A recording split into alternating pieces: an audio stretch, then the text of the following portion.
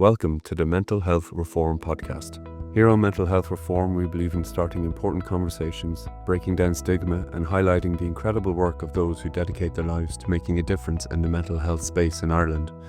I'm very pleased to be joined today by Sinead Keane of BelongTo, Ireland's national LGBTQ+ youth organisation. Founded in 2003, BelongTo was born out of the glaring need of a space where LGBTQ+ young people could feel safe, seen, and supported. What began as a small group in Dublin has grown into a powerful national movement, advocating for equality and delivering frontline support and shaping public discourse around LGBTQ+, youth mental health, education and rights. Thank you very much for coming, Sinead. I appreciate it. Thank you for having me. I guess just to get to know you a little bit better, how long have you been in the role and what brought you to your work in BelongTo? So I started working here 8 years ago, and I have always been interested in working in the nonprofit sector and in equality. Before I worked in BelongTo, I was with Amnesty International and with Integrated Cancer Care Centre and a nonprofit over in Vancouver. And so when I saw the role come up in BelongTo, I knew that I really wanted to work here. I was such a fan of the organisation and their work. And as a queer woman, I suppose I had a personal passion and interest in the topic as well. I think a lot of people in the LGBTQ+ community are reflecting back over the 10 years since 2015 and that milestone in the referendum and how things have changed. What has been your perception of it? It's a little bit different and working in the organisation because I'm kind of looking at it through the lens of some of the young people we work with today. And for many of them, they don't remember marriage equality. You know, they might have been 5 or 6 when it happened.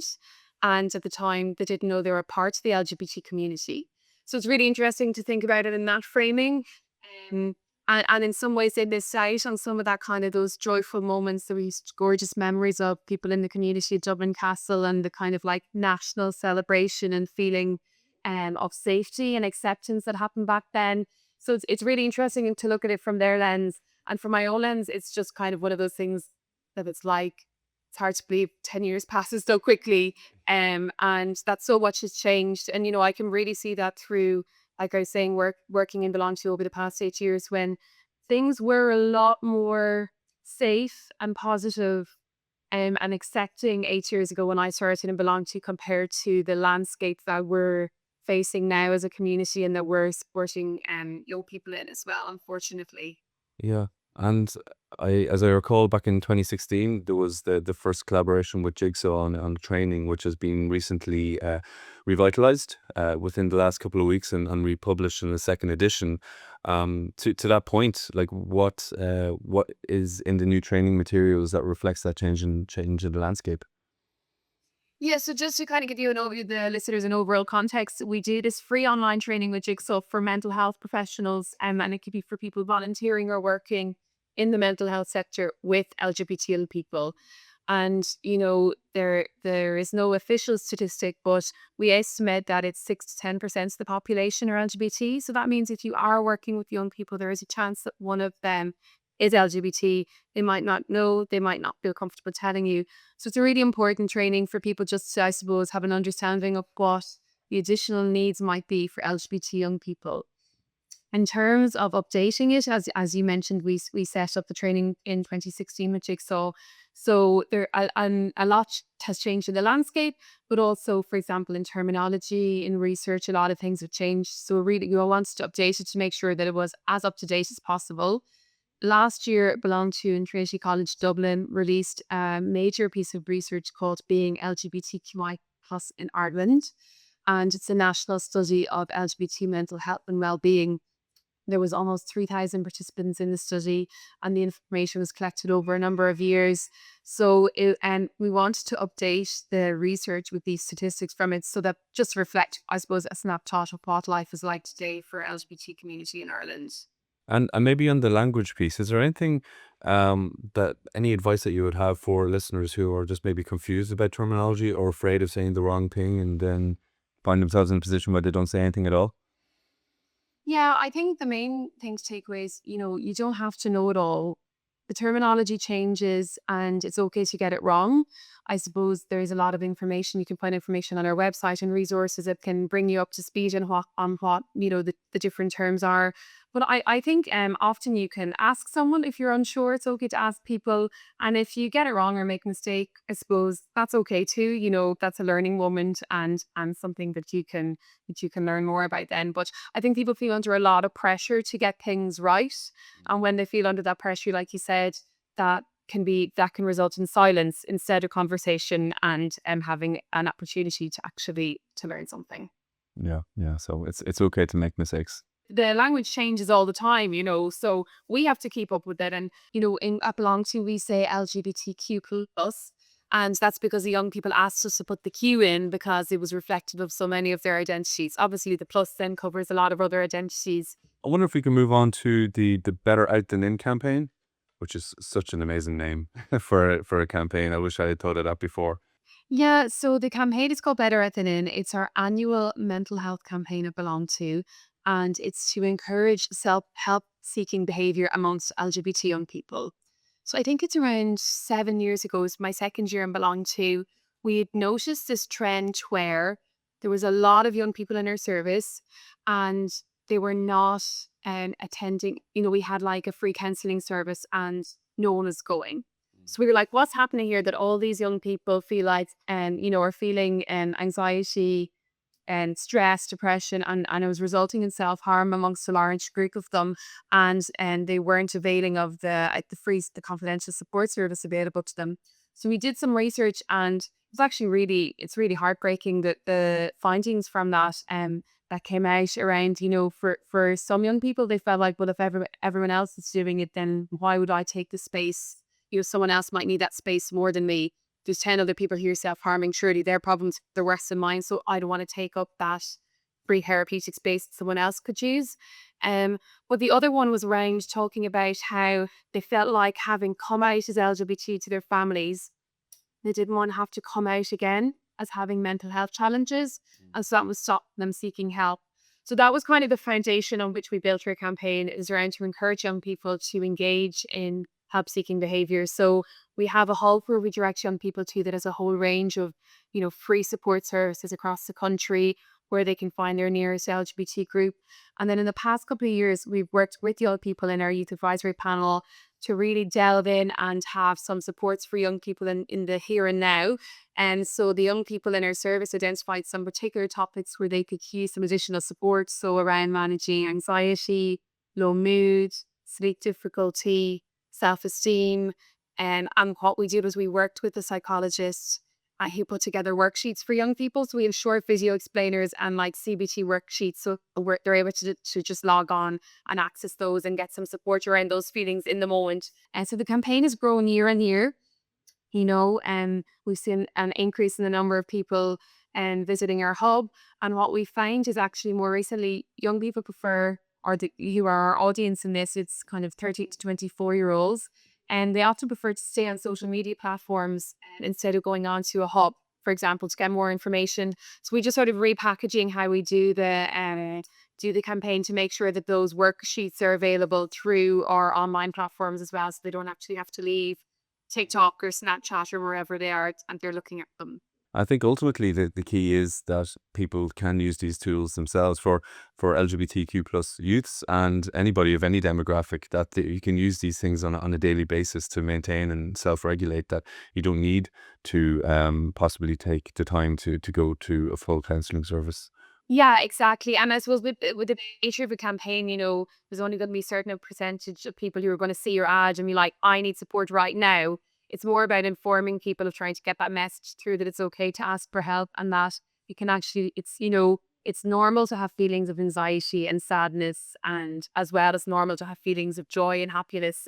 And you spoke about the Youth Advisory Committee Council. How many attendees do you have? So we set that up and we're 1 year into the project now, and we have 30 young people from around the country who joined the panel, and it's absolutely brilliant. And these are people who want to get involved in advocacy and policy and campaigns and communications, and they're really active. So we do skills workshops for them online every second month, and then we have around 4 or 5 meetings in person a year, and they all come to Dublin and we get different speakers in and have different sort of, you know, we've done media training with them and writing skills. And we started a collaboration with GCN magazine.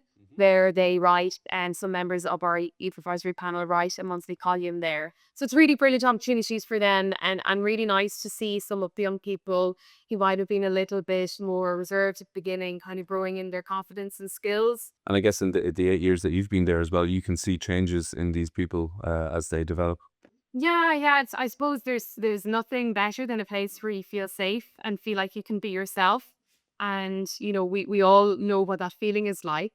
And to witness other people experiencing that is just gorgeous. One of my favorite times of year is during Pride. So we host a big breakfast for LGBT young people from all around the country. And we have busloads of people who get up from Donegal and Kerry at like 4:30 in the morning and drive to Dublin to come to our breakfast before the parade. We all march together. Which used to see those, young people get off the bus and sometimes they change their clothes then, or they might put some makeup on or do their hair. And you can see them like feeling safe enough to really express themselves as who they are. And it's just one of my favorite moments every year. I love getting to see that. It just fills me with so much emotion. Yeah, you see them blossoming coming off the bus. Yeah, Yeah, it's gorgeous. lovely. And we touched upon the self-care techniques and the coping mechanisms in Better Out Than In, but there will be cases where more severe mental health difficulties can be addressed by counselling service. You work in collaboration with Pieta? Yeah, absolutely. So we have a partnership with Pieta where we have a crisis counselling service, and that's been operating now for around 6 years as well. It has a funny origin story in that Charlie Bird, who's now deceased, we don't know, the broadcaster, wrote a book after marriage equality called A Day in May, and he donated the proceeds of the book to Pieta to set up a crisis counselling service for LGBT young people. So that service is free of charge and it's confidential, and there's information on our website about it. And because unfortunately, the research we did with Trinity College that we released at Trinity College last year, did show that compared to the general youth population, LGBT young people experience 5 times the number of suicide attempts and three times the level of severe stress, anxiety, and depression, and 2 times the level of suicide ideation compared to the general youth population.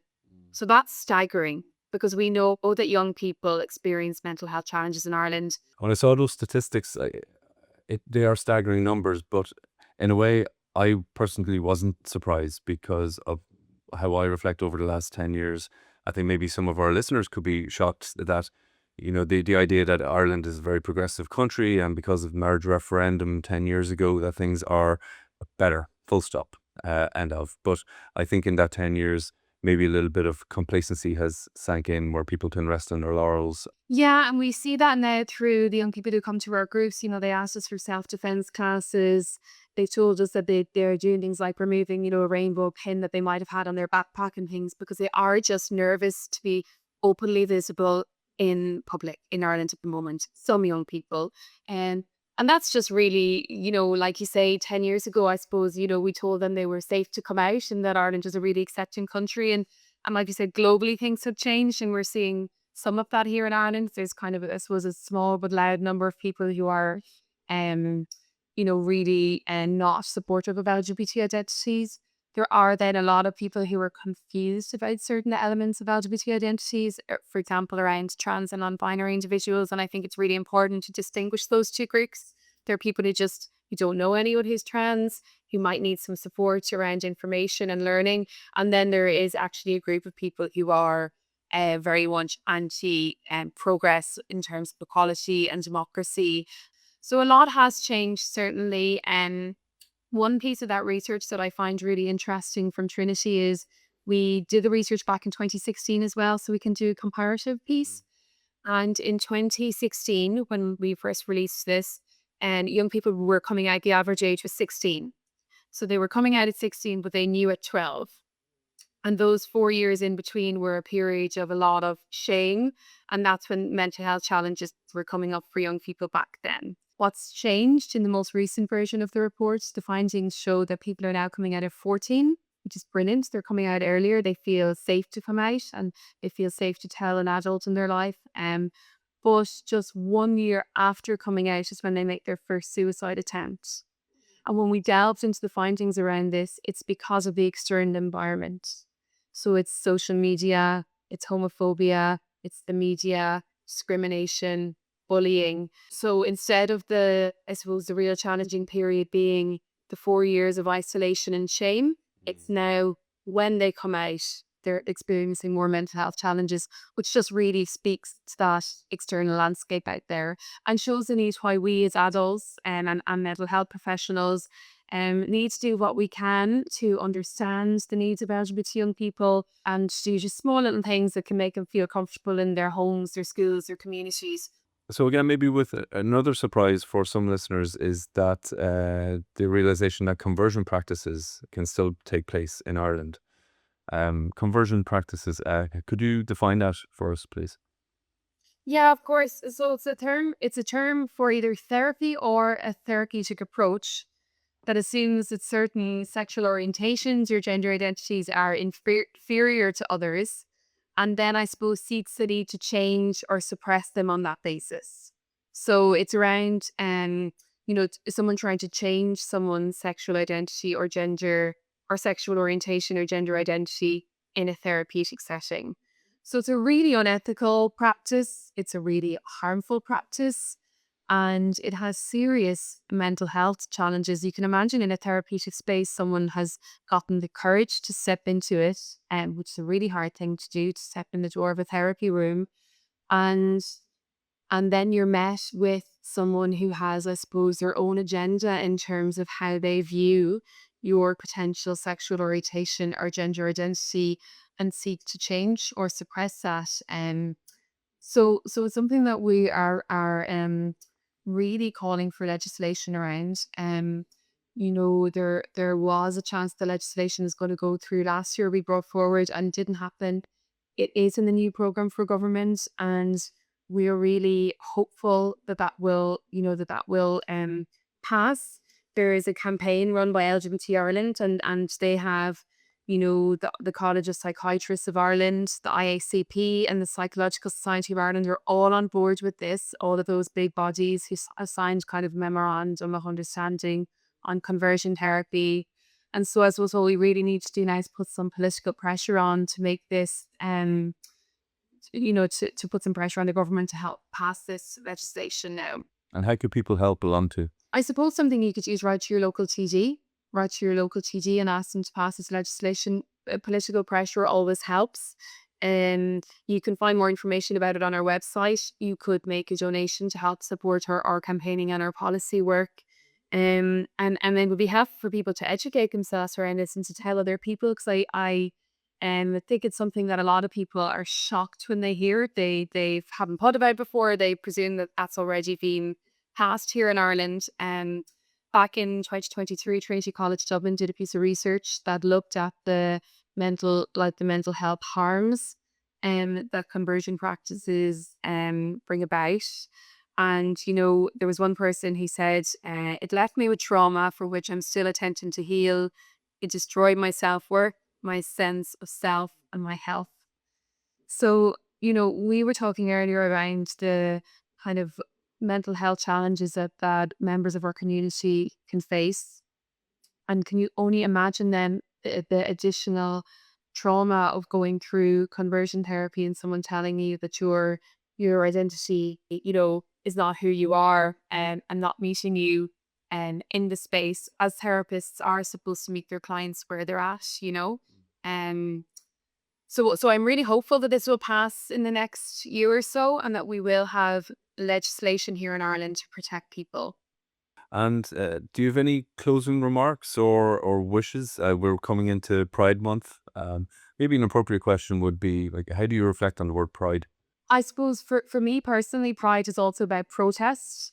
And maybe because of the work that I do, I can still see all of the work that we need to do. So, but I think it's important to have a time when we can also really lean into joy and fun and community. And Pride is that time for many members of the LGBT community to get out and have some fun and let your hair down and, and yes, celebrate all that we've done. But just not forget all of the things that we need to progress, for example, around trans healthcare, hate speech, conversion practices. So it's a nice time of reflection, actually, and bringing together that pride and protest together. Sinead, I wish you a very happy Pride. And I wish I was still a youth. I could avail of that breakfast on Pride morning, but I'll save that for the others. So yeah, with that, thank you very much. I appreciate it. Thank you. You will find this podcast with others soon to be broadcast on mentalhealthreform.ie. Our site also includes a vast repository of policies, research, and up-to-date mental health supports in your area. So please take a look and tell us what you think.